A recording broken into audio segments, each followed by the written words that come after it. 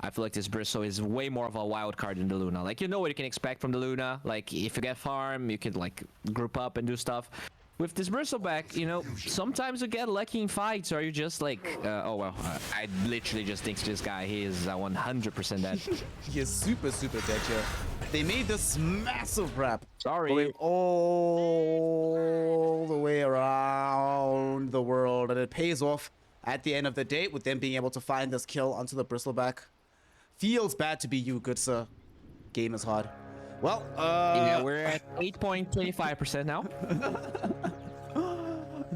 Bowie's out here with the live betting odds. Make sure that you are following.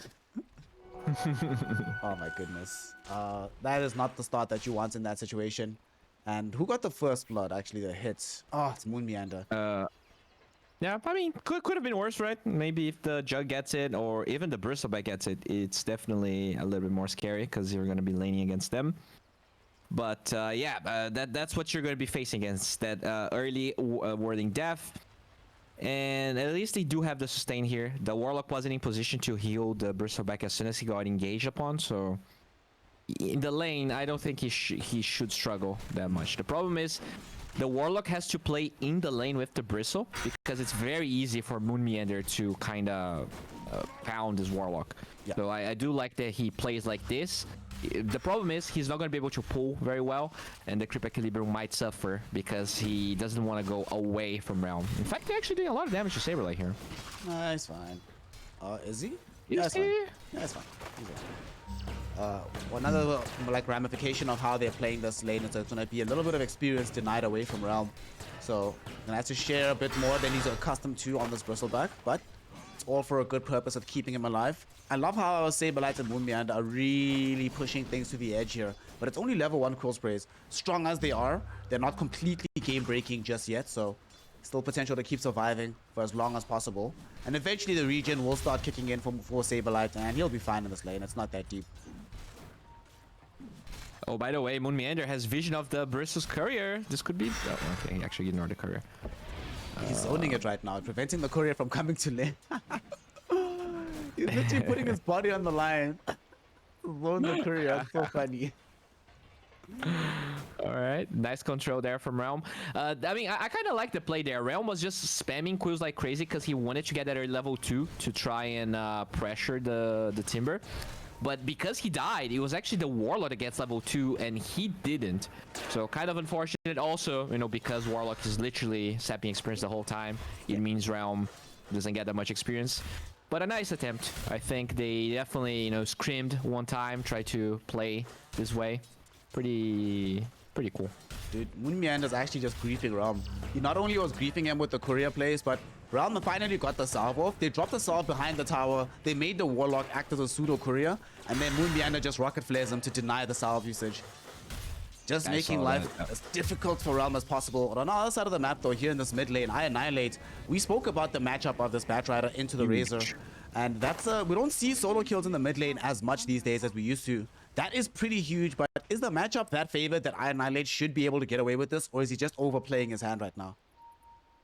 I mean, it's definitely a little bit Batrider favored, but he definitely played well. Also, like, it's not even the kill, but 5 creeps died there. So Bryo actually losing way more than just the death. Really important play. Like, this is the type of plays that they need to do so that the early movements that TSM will apply aren't, like, don't feel as impactful. Because I think they kind of went even in the late in game 1, and they just got totally outmaneuvered. So they need to do a little bit better, which right now I do feel like they're doing a good job. You could see, you know, the DP doing well in CS. Batrider sure doesn't have a lot of CS, but getting that kill is very impactful.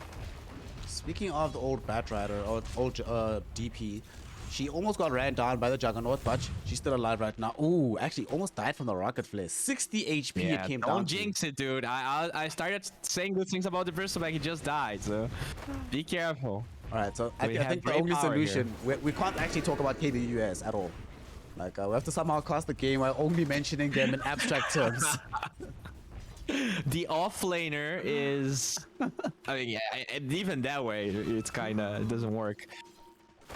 But yeah, the CS is getting kind of like a problem now. There's a lot of denies on that Razor. The Batrider is still recovering, but he will get level 6 way before Bile. So that is another point where Annihilate could actually start skewing things back to him. He has, you know, the Flame Break and the Firefly now.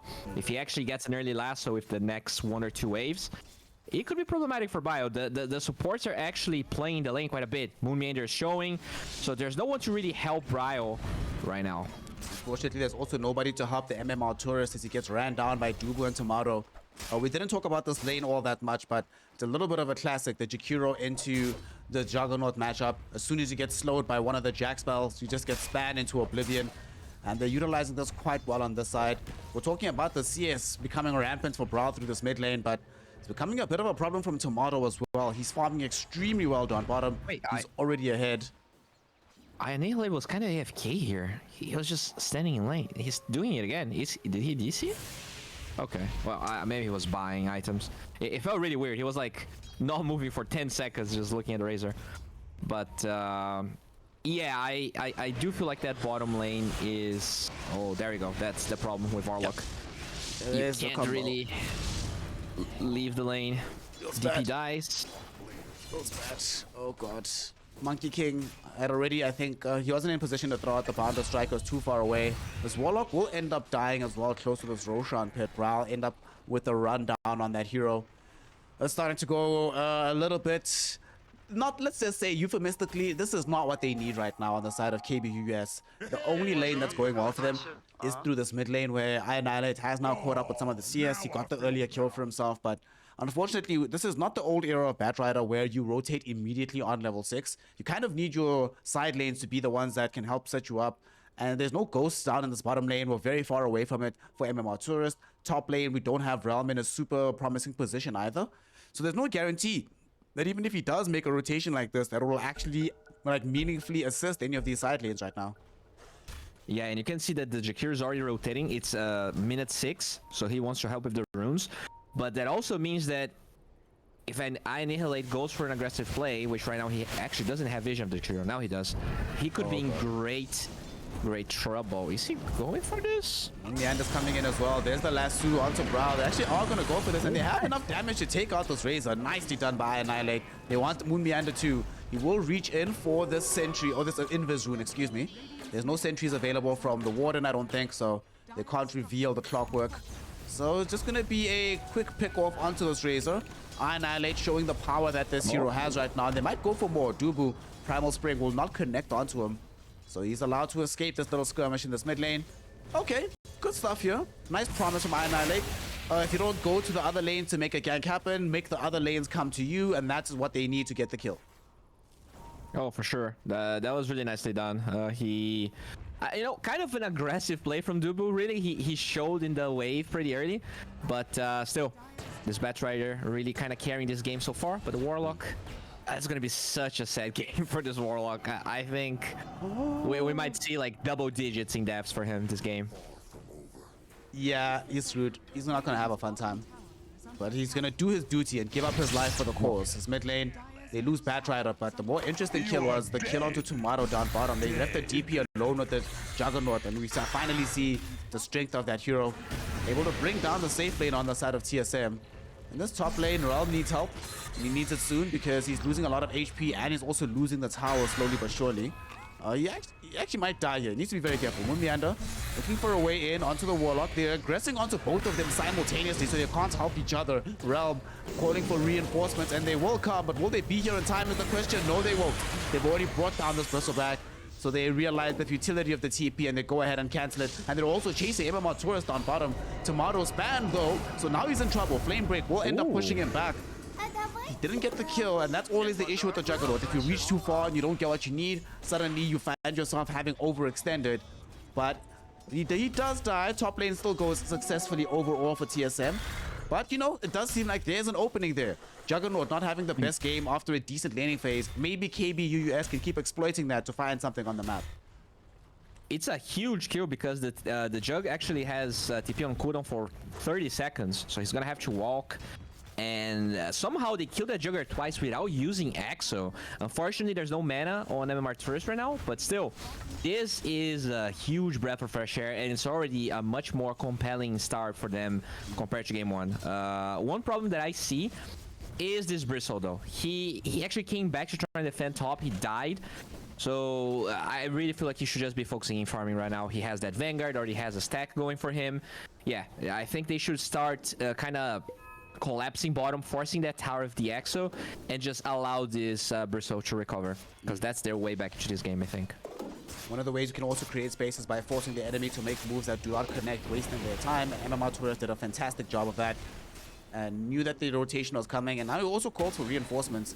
If I Annihilate can get in the trees, I'm not sure if he got scouted though by this rocket flare from Moon Meander. It is possible. You need to be careful though about where they move into this lane, because I Annihilate, as we've seen elsewhere on the map, does a ton of magic damage right now. Moon Meander is going for the early Spirit Vessel, as we spoke about in the draft. It's a very good game for it. I don't think they catch him. They don't have Blink Dagger. Yeah, no Blink. Can't really close the gap enough here. Not just yet, anyway. Yeah, I mean, it was a good attempt, but unfortunately, the Timber wasn't close enough for that to connect. And yeah, I would love to see them actually just play bottom. The Catapult Wave is coming. MMR Taurus is actually looking really strong at this, right now. So he pops this ulti by himself. I could see this being punished quite a bit. There's only a level 4 Warlock nearby. And there you go, the TPs are coming. Oh, the fact that they show top might be a problem here for KBU. We'll see what happens. While Taurus is sitting in the trees, just letting the ghosts do the dirty work. Moon Meander and Dubu. Some pretty interesting heroes to have here, but they're bringing in Annihilate. They haven't brought any core heroes on the side of TSM, so they're going to end up losing the tower, and if they're not careful, losing some lives as well, as Dubu gets hit with the flame breakback. He is dead for sure. And look at Annihilate. Good patience out of him, choosing not to use the lasso, so they still have it available. I wouldn't be surprised if they decide to actually smoke up, maybe head towards middle, because they know both Brawl and Raw want to jump onto the Bristleback, and Bristleback will be fine. He's gonna be okay. Saberlight put in a little bit of damage, but not enough to really threaten him. Now here they come. Annihilate was thinking about trying to throw in a flame break there, but decides against it at the end of the day. They're just happy and content with defending the tier 1 tower in this mid lane. Oh, Martyrs though gets trapped. There's still hook shot. No, he's fine. He's gonna live. He's cool. Moonbian is the one that's in danger instead. Look at this response from KBU US. They immediately came. I like what I'm seeing here, Bowie. They're starting to adapt to this matchup. They're feeling it out. They're making some confident moves around this map. And what's the odds calculator at right now? Is it still as low as it was right after the first blood? I think we're back at 10%. That's definitely a good showing. You know, those deaths on the Juggernaut really kind of put Timado on hold. He's not really like considering helping in any fight. He really wants to finish that Maelstrom. The Razor isn't really a proactive hero. Like, he can react to ganks and dives really well, but he can't really just like smoke and do stuff, which really gives KBU the upper hand in these movements we're watching. Once the Exo is back up on DP, we could even see this Meteor 1 tower being forced a bit. So yeah, definitely like what I'm seeing right now. The Bristleback on the way towards that Eggs has some good stacks for himself, and Moon Meander could even be in trouble. Creating space though for Saberlight, who comes in, and here we go. They want to go in. Golem does get dropped at the very end here. Warden very close to dying. He's not going to end up ticking out. Instead, they do manage to get the pick off onto Moon Meander. Huge macro pyre with the ice power coming in from Dubu, but it's not going to be enough to save the life of our Timbersaw. We will be allowed to TP out though at the very last second, surviving with a sliver of HP, but it's enough. 2-for-1 trade there. Saberlight as well as the Moon Meander clock end up dying, and that was a very aggressive move. The Monkey King denied himself to Roche, so that was not even a kill for TSM. Yeah, he just hit Roche. So really good moves, and that's gonna be a free tier 1 tower. I think they did use hookshot in that fight. They used Macropire in that fight. If they do try to fight for this, it could be hard. We'll see. Oh, they do show enough heroes. But yeah, it's very important to defend this tier 1 tower. Now there is a Maelstrom available for Timado, so he definitely feels a little bit stronger. I mean, they also realize now though that the ghosts are going to go away, so no ghost, no exorcism. no lasso, no chaotic offering. All these huge ultimates are down, so they might not have Macropire and Eye of the Storm, but they feel so strong. With this hook shot from Moonmeander, they're gonna start this fight onto MMR Tourist. He will force off out to safety here, but the Ice Spark catches both him and the Warden. There's so much danger. Huge Doctor Strike onto 3, but it's not gonna save the Death Prophet. A Saberlight will get the forward reach and get the kill.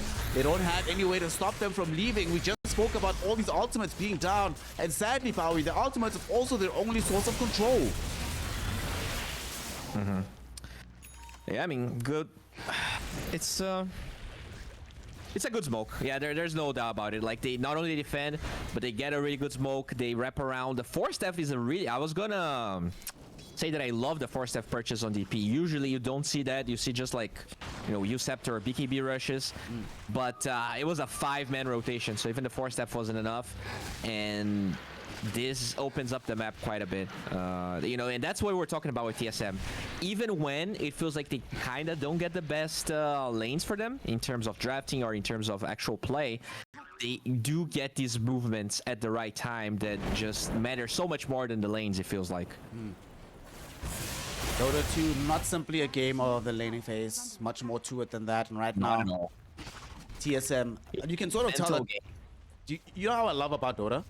If you just were a layman, right, you look at this game and it's like 9-8. It is a relatively even game, but you can just tell up where they're playing on the map, who's ahead right now. Yes, it's 1k gold lead. They have the same amount of kills, relative net worth on all their core heroes, but pretty much all this action is taking place on the KBUU side of the map rather than on the TSM side of things. And the only place they can play aggressively from KBU is here in this Radiant jungle, but even then, they're still so cautious. Annihilate can't actually aggress into the area, while TSM are making the Dire jungle their home right now. So nice to watch. Yeah, but still, you know, much closer game than game 1, which makes me very happy. And there's a lot of timings here for KBU that will make them look really strong. The Eggs is about to be finished here for round. He needs about 600 gold. The BKB on Batrider being done at pretty much the same time is definitely what they need to kind of force that mid-tier 1 tower. I would love to have seen them using that catapult, but I don't blame them for waiting. But, you know, as they wait, they get a really good hook shot on Moon. The best possible hook shot on the best possible target. He doesn't have BKB, he does have his Aghanim Scepter, and he's using it to actually almost bring down the Clockwork. They killed both Clock and Razor.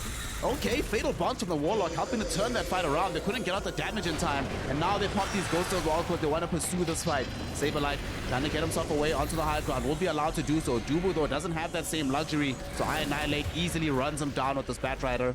Tomato just chilling on the high ground, gets off the Somni Slash. Can they bounce it between these heroes? Yes, they can. MMR Tourist, though, getting spanned on by Tomato. Do they have the damage to kill the Death Prophet? Yes, they do. No more ghosts available for this fight, but it ends up being a 3-for-1 engagement. That was TSM smoke. They wanted to reveal this BKB on the Razor, and they end up doing so, but he popped BKB a little bit too late, already after suffering damage from the Fatal Bonds, so it ends up being a very good fight for KBU US. And dude, that's what I was talking about with like Bristle. Like, if it's a Luna, as farmed as she was, I don't think there was ever a point where the Luna gets so many kills and lives there. But Bristleback is just another tier of a hero. And he was just facing back as the Macropire and the Clockwork were dishing so much damage. He got like 5 to 6 quill stacks so easily with his Warpath, and it was just, I'm sorry, with the Bristleback. Just really, I don't want to say lucky, but you know, that's what this hero does. It's really hard to gank him. They don't have a break on their draft so far, and it's gonna take a while. There's no natural Silver Edge buyer there.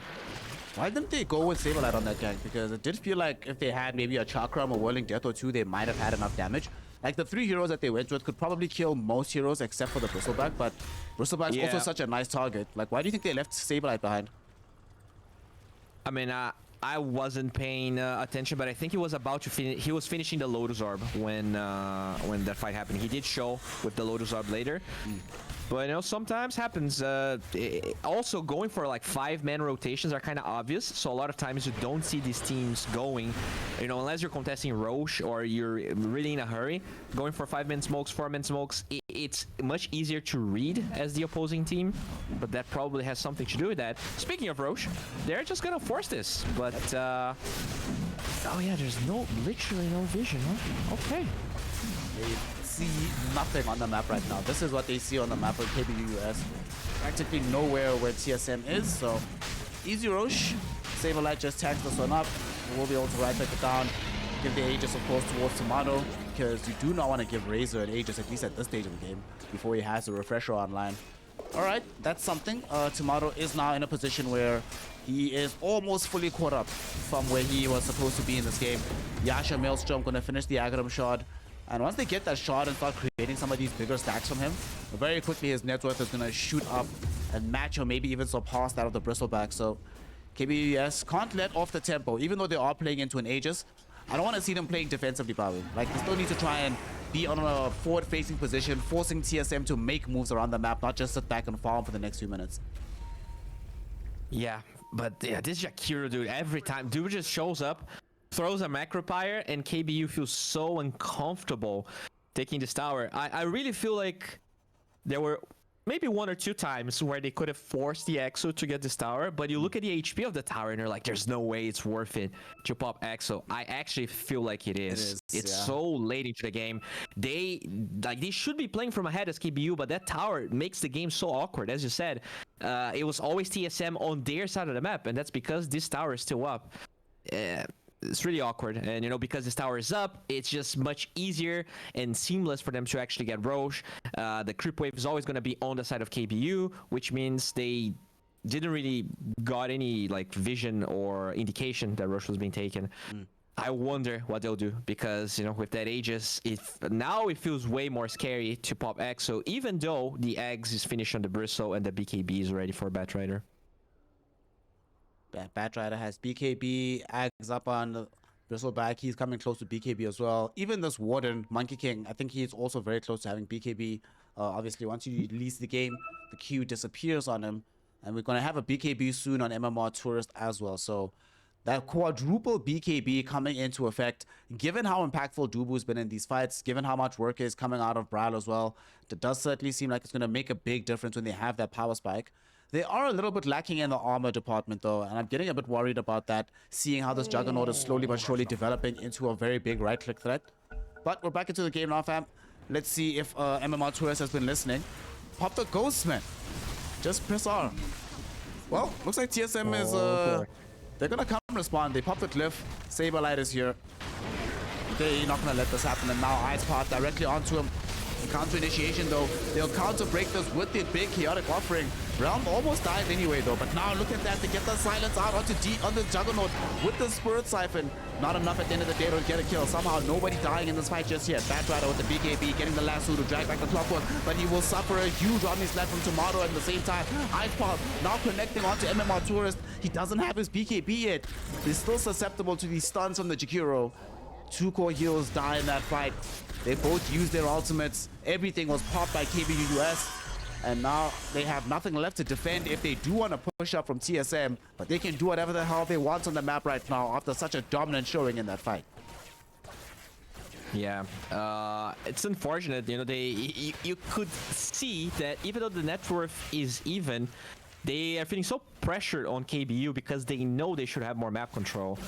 But you know, that's kind of, you know, the mistake that they've been doing the whole game. They didn't force that tower early enough, and now they made the decision of force it with Aegis on the side of TSM. So it was, in all things considered, it was not that bad, but still, they paid a pretty big price, and the Aegis still up on Timado. So now it's on TSM. They could go for an aggressive move if they want to, because that Golem has a very hefty cooldown. Yep, still another 90 seconds before it's available. Isn't it I'm kind of surprised actually by what's been happening in this game. You know, when you're mentioning this map control and the relative lack of vision we just saw from them, usually when we see these position 4 Monkey Kings, part of the reason you pick him up is that he can create those pockets of vision for you a lot easier than most other heroes. So it's kind of surprising that they are this behind on map control and vision, despite first facing a hero that provides both of those things for you. One more turret. Yeah, it's just what happens when you're playing against, you know, quote unquote. I mean, I'm not going to use quote unquote. TSM is by no stretch the better team here, but they're just able to do way more with way less, and you know, that's just what map movements, what being positioned in the map. does to you. At the end of the day, I think this Bristleback pick for KBU was probably the best pick they could have gone for, because even though TSM actually did some pretty good smokes, you could see that this year is so hard to kill, especially because they don't have any breaks, that the map movements didn't achieve as much as maybe TSM even wanted to. Ideally, they would like to be even ahead, more ahead than they are right now. So I am still pretty satisfied with the way KBU is playing. I think, you know, it's not bad by any means, but you are playing against a better team, so you're bound to face the issues and problems they are right now. Well, I'm about to pick up the BKB on this Bristleback, so an upcoming power spike is going to be quite nice. And it's also going to coincide with the exploration of this Aegis on the side of Tomato, so that might give them the confidence and the juice they need to try and force a fight. We do see Tomato now also starting to queue up after his Eye of Study, that Silver Edge. This combination of items, Study into Silver Edge, as Bristleback, you just hate life as soon as you see this being completed, so want to definitely be in a further position before that happens. He is still farming very, very well. Top of the net worth, and it's being caught up to by this Juggernaut, but could really have been worse, like you were mentioning earlier. We'll see if this can continue though, as they are now starting to move and congregate to the top side of the map. They want this final tier 1 tower. MMR Tourist wants an easy target for an exorcism in this game. And he also is about to finish BKB. If they can finish off the tower without getting the ghosts out, he'll finish off the BKB and then they can go for an ensuing fight. However, the fight's coming to them here, Pawi. They want to try and force this. Moon Meander with the Spirit Vessel. This is very poor positioning for KBU US. They might end up getting caught out. But a 2-hero Boundless Strike ends up in a great position. Dubu throws down the Ice Pot and tries to TP out. They drop the Golem, but they miss the Jakiro. He's allowed to escape this fight. Warden gets spanned down by Tomato. But they did manage to right-click down Moon Meander though, thanks to Realm. However, Realm now realizing that he's in danger. His BKB has now expired. Brow chasing him with the BKB of his own, but the last two is going to be out. He's the sole target of all this exorcism damage, and it's really getting him low, but he gets bailed out by Saberlight. Can't get bailed out long enough though. Will eventually end up dying. Tomato does now come in, gets off the GG slash. Will be able to utilize it as well as the spin to bring down MMR Tourist. Realm wants to bring down Saberlight before he loses his own life, or maybe just get out himself. And as Saberlight does die, the question is, will Realm be able to escape? And with these obnoxious goose stacks, courtesy of this Aghanim Scepter, he will be allowed to move into the north part of the map. He is A-OK. Massive chaos happening here in the dire side of the map. 6 heroes end up dying overall. Does feel like KBU US are much happier with this. 2 cores dying, both of them next to Bristleback as he does so. So he's a lot more farmed, a lot more experienced, and a lot more dangerous as a result of that fight. It's crazy how that fight ended up going so well for KBU, because the Jakiro TP'd at the beginning, so he was not there the whole time, and the Golem was only used on the Clockwork, and even still, KBU took a great fight, and they're fighting again, and that's what Bristle shines. Like, he doesn't have any downtime on his spells. It's 2 supports dead, and I don't think that Timado Juggernaut can get anything here. Nope.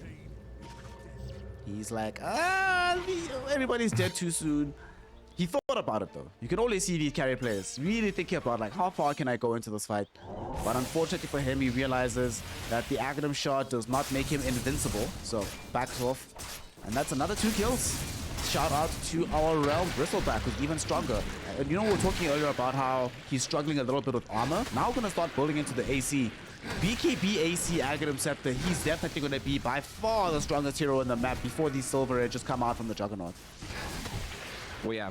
One thing that I want to see from KBU, and it's probably going to dictate whether, you know, they'll actually have a clear chance of winning this game, is I want to see them posturing around Roche. I want to see vision there, because from the fights, you can see that they actually have a stronger team fight than TSM. But they cannot really give Roshan away like they did in the first one. I really feel like they were in a position to either stop that or to even take it themselves. So this time, if they actually get Aegis, they actually have a clear chance of winning this game. This Bristleback is getting way out of control. And, you know, those items you're talking about, they matter. But if the Bristle has 2 lives, they matter a little bit less. And those items are also taking a bit. You know, Scotty into Silver. Silver is a 5k gold item. As farmed as Timado is, it's still going to be a ways away. Yep. I mean, that's 10,000 gold that he needs to spend, right? Just to be able to counter out what this Bristleback is doing. It's not a cheap outlay by any stretch of the imagination, but can certainly be worthwhile. Top lane, Warden scouts out Saberlight, almost cut down the trees, but now, with this Boundless Strike, maybe they open up onto Saberlight. We actually see a Wukong. It feels like it's the first one we've seen this entire game. Unfortunately for him, though, Saberlight does have Lotus Orb. Easily gets rid of the silence, and he's out. He's gone. But KBUS, they will not be deterred. They smoke up immediately. Annihilate does have Blink Dagger now. So this is a great reveal on this item if they can find a good target. Do they have vision? Not just yet. Who will they be able to reach here? Ice Pop, no, catches both supports on the back end of the fight.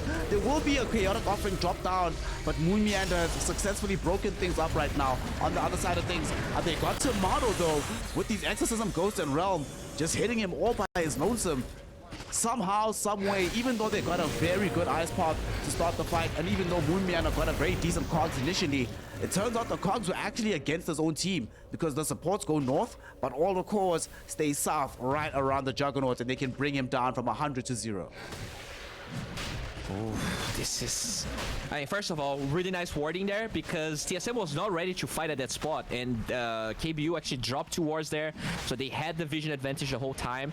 Now, they do want to try and stop this. Dubu buys 2 seconds, but this is not looking good for TSM. Ooh, 2 heroes bound to struck up. The Warden does die for this though, but Brawl might have opened up space to kill Brawl, but he got hit with the Spirit Vessel. He doesn't have BKB anymore. He needs to run away from Brawl ASAP. Brawl doesn't want to chase him though, not feeling confident doing it. Saberlight gets up onto the high ground, but it's so difficult to fight into Bristleback even when that hero was low. And they feel so skittish about it. You're starting to see the fear of the Armadillo getting to the side of TSM. They might not be able to kill Bristleback, but the primary mission is accomplished. They do prevent the Roshan attempts from KBUS, and they reset long enough for Tomato to respawn, and they can now come and recontest themselves.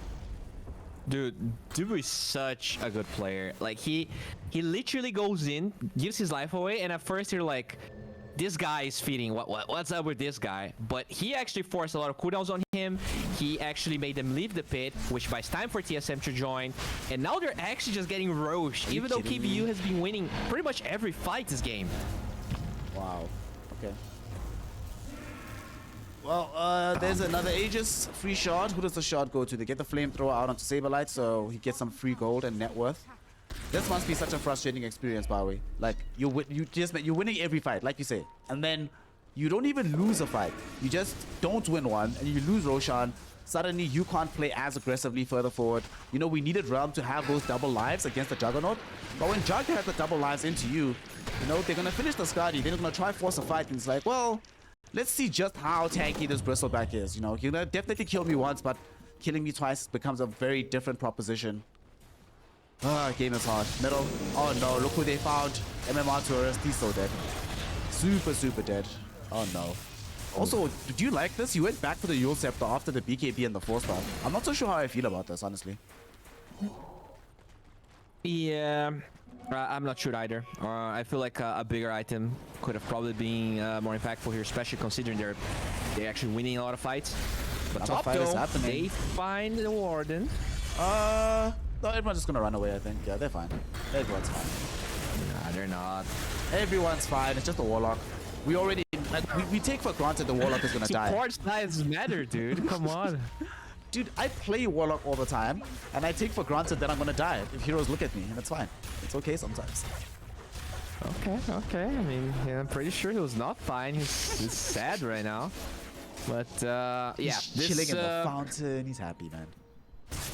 It's crazy how, like, you know, a lot of people love to think that Dota is about, oh yeah, Annihilate is dead, but they love to think that Dota is about, you know, clicking buttons and being like having fast reaction times, but it couldn't be further from the truth. Like, you know, Moon Meander, 32 years old, this guy is pretty much he's pretty much like 75 if you compare that to like people 100 years ago. And they're owning, and that's because it's way more about decision making than it is about clicking buttons. And you can see how TSM's decisions overall, like on average, are superior. Because I really feel like the way KBU got those lanes, the way they got those fights, it feels like they should be so much more ahead than they are. But yeah, it's all TSM's credit. They're playing an amazing game. You know, in retrospect, it does feel like a lot of KBU's lead was just down to how well Realm was doing. He certainly has put the entire team on his Bristleback. Haha. just to try and make sure that they have some prospect of winning this game. They're going to try and force a defense middle right now. Ice Palm connects. Tomato volley's fairly low, and the Chaotic Offering will catch him out as well. Moon Meander, good hook shot. We won't be able to create enough space just yet, though. Tomato spinning away to safety. Founder Strike still catches him, so they're going to take away the first life. Realm at the same time also able to eliminate Moon Meander. Macropire does get dropped, but it's not going to connect onto anybody. And it does seem like TSM have been bounced out of this base. No more Aegis. The Batrider has now respawned, so they can make a very good fight. Sableye putting his life on the line here to create space and time for Brown to escape this fight. He might actually die for this. Tomato, he came back. He got lassoed up right now through the spin.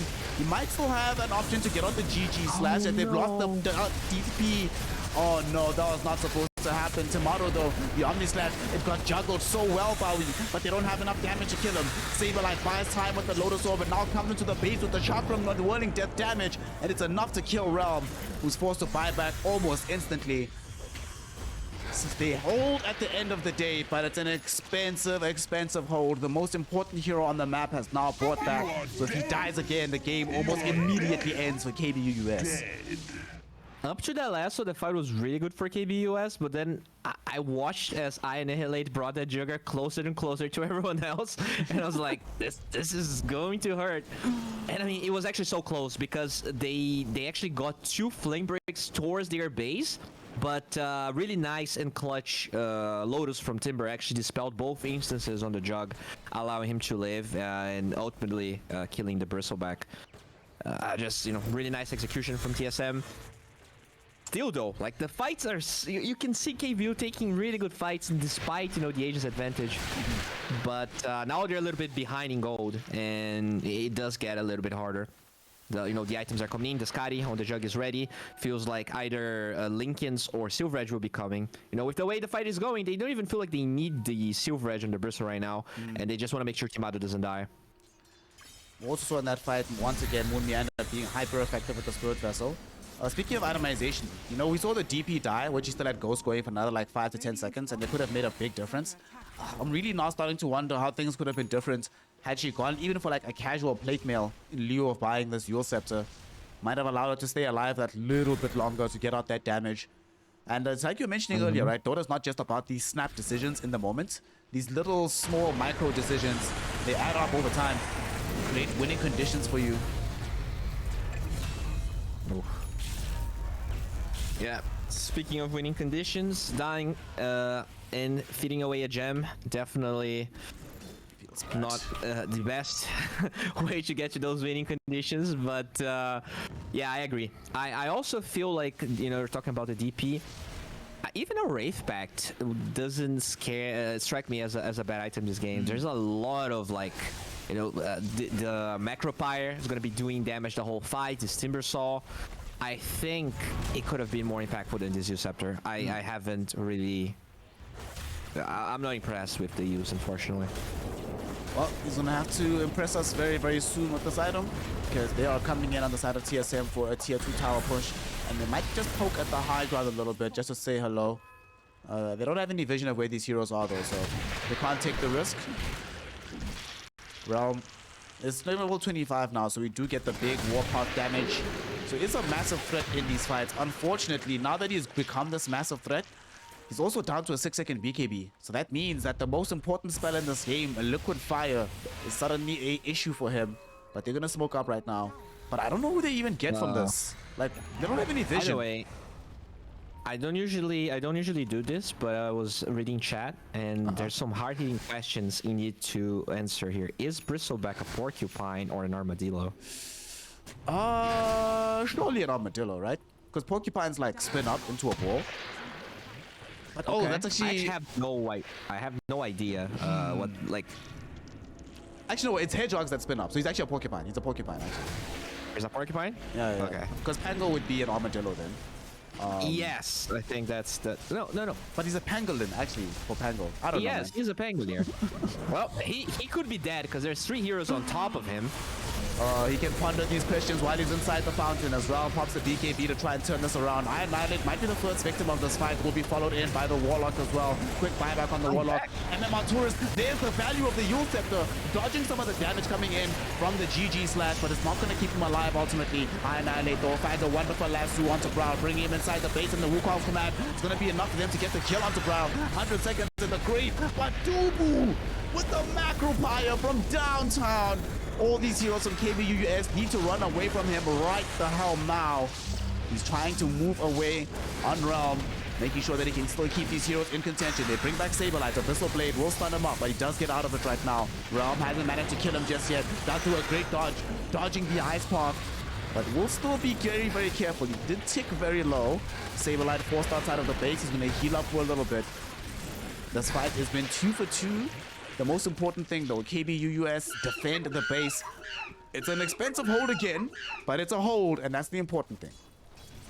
Yeah, the problem is they have absolutely no control over the Roche area, and Gaben has blessed them with a very fast respawn timer. So once the KBU heroes respawn, Roche is also going to be up. They might just be a little bit too late. I mean, click on Dubu, dude. Look how farm he is right now. He's ahead of, I mean, he was ahead of the clockwork. He is doing so much with that Ags. Look at the damage he did in that fight. With the Ags and the Telescope and the Aether Lens, 4,300 damage coming in from that macro pyre. 5 ice pots being thrown out, 3 dual breaths. Dubu's actually owning right now. He's having a phenomenal, not just this game, but this series. Like, we forget how good he was playing game 1 on the Dazzle. And he's still out here, making everything happen for his team, even under conditions where, you would imagine that dragging a Razor into your base, it's great news, but Dubu makes it a very costly move as well at the same time. Oh, Monkey King trying to get some vision, but there's a lot of wards coming from TSM. Yep. He's probably dead. That's the one thing you've been highlighting throughout this game. KBUU has not the greatest vision in the world relative to TSM, but this fight might not go that well for them. Brow goes to pop BKB. They're in front of this Bristleback. Look how much damage Bristle is taking. This double Eye of the Storm, not even the double, that was just one. Are you kidding me? One Eye of the Storm. Oh, that's why. Look at Razor's inventory. He's got the Silver Edge. Yep. I was wondering where on earth is this damage coming from, but it's because the Bristleback was broken. The passive wasn't there, and he's gone for 2 minutes. He brought back the last defense. The game might just be over here, Barry.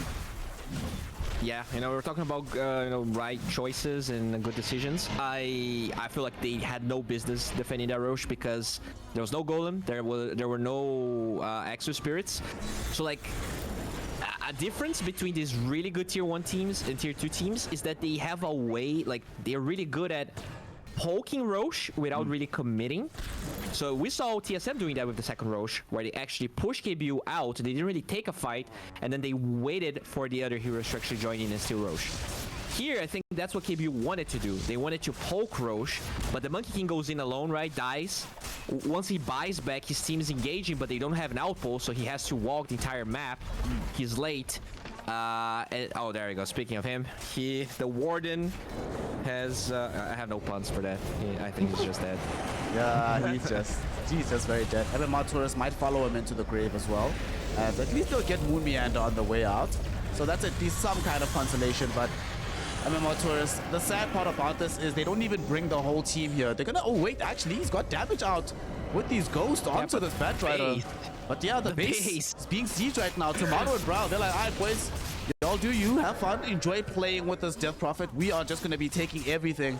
Saberlight now just making sure that MMR Tourist does not leave. He doesn't have a TP interrupt, unfortunately, but I don't think MMR Tourist is interested in TPing home just yet. He wants this kill first. He's not gonna get it though.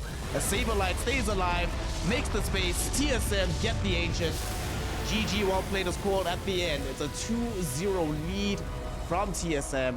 KBUS, they made this second game much more entertaining, much more interesting, but still, it was TSM.